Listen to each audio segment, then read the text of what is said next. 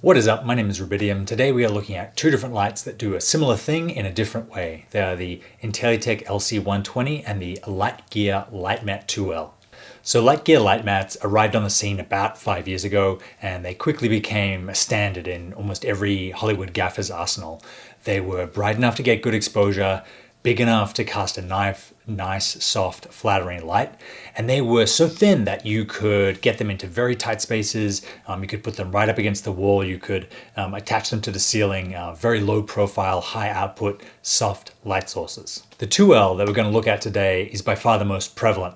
It mimics the incredibly popular KinoFlow 4x4 bank. That was a standard on film sets for years. The reason that 4x1 or 3.5x1 foot light source is so popular is that it creates a great long wraparound key for an interview or a talking head, or you can turn it vertically and it becomes a great key light for a standing person, roughly the same size and shape as a person standing up. Because of this popularity, a lot of other LED manufacturers have created similar lights. The one that we're looking at today is the Intellytech LC-120. This is a similar size, brightness, and form factor to the Litemat 2L, but it arrives at that destination very differently. It is 3 folding light panels that pack up and fit in a small transportable case. So let's check out both the lights and see how they compare to one another. The first thing I'm going to look at is assembly time and form factor. So I'm going to build both lights, time how long it takes me, and see what the differences are.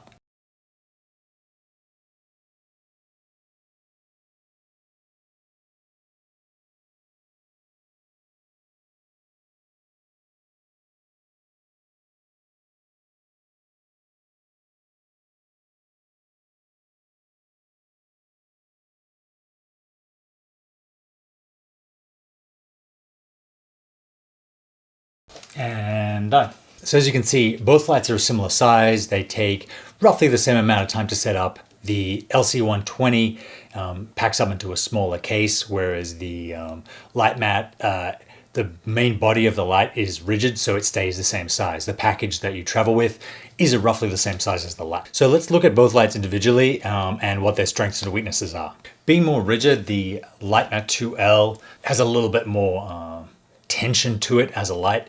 You can get it in maybe a couple more places.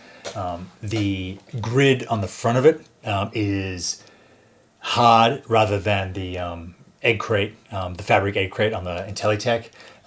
But it's also silver, so it doesn't quite cut light in the same way. It has more light transmission, but not as much of a, but a wider throw. On the back, you have this KinoFlow lollipop kind of design where you release the weight of the light and then angle it in different directions. That's about as far as you can get it pointing down until you put it on an arm. The Litemat, because of the angle of the head here, you have a few more degrees of tilt. So now let's look at brightness at 1 meter and color temperature options. So dead center at 1 meter, in the middle at daylight for the Litemat, I'm getting a reading of 1351 lux. And for tungsten at 1 meter, 830. So for the same distance on the Intellytech LC-120, daylight gives us 4175 lux. Tungsten gives us 3277. It's worth noting that the Intellytech goes much higher than 5600 Kelvin. It goes all the way up to 9999 Kelvin. And at 100%, that temperature is 4222. So the difference in brightness between these two lights, which is pretty significant, has a lot to do with the difference in sizes of the two ballasts. The Litemat has a 12 volt 8 amp power supply. The LC-120 has a 15 volt 10 amp. It actually has a battery mount built into the dimmer, and it comes with a sort of Velcro strap on the power supply that lets you lock it in and keep the two coupled together. It has 2 dials on top, one for color temperature, one for brightness, but it also has a digital readout here of your current color temperature.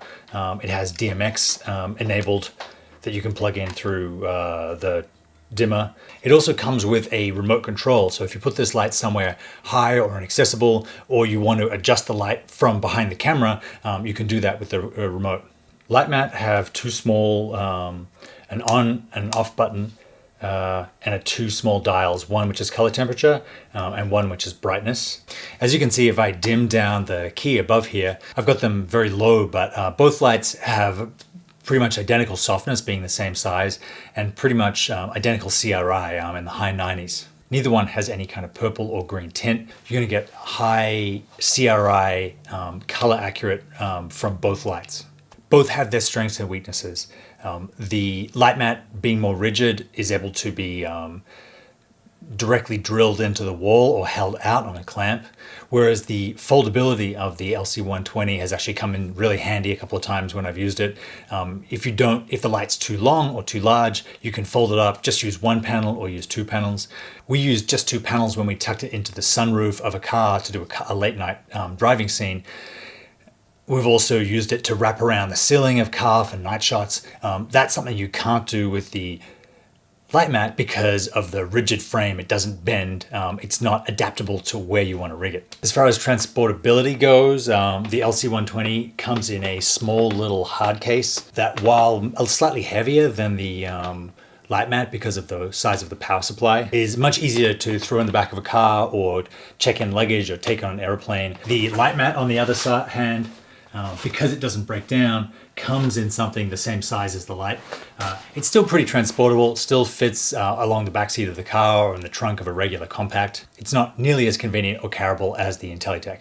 Price is what really sets these two lights apart. The Litemat 2L list price is $1,700. You can get them now on Litegear's website for $1,530, whereas the Intellytech list price is $900, but you can get them right now for $699. That is a pretty good deal for a smaller, more compact, more easily transportable, twice as bright, slightly more versatile light. The Litemat doesn't go anywhere. Like I said, they've become a fixture in Hollywood movies and they're incredibly popular with professional gaffers.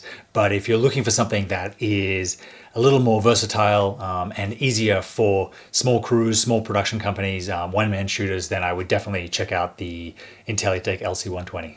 That's my comparison of these two lights, similar form factor. We've got a bunch more of these videos coming, so please subscribe if you enjoyed this, and I will see you next time.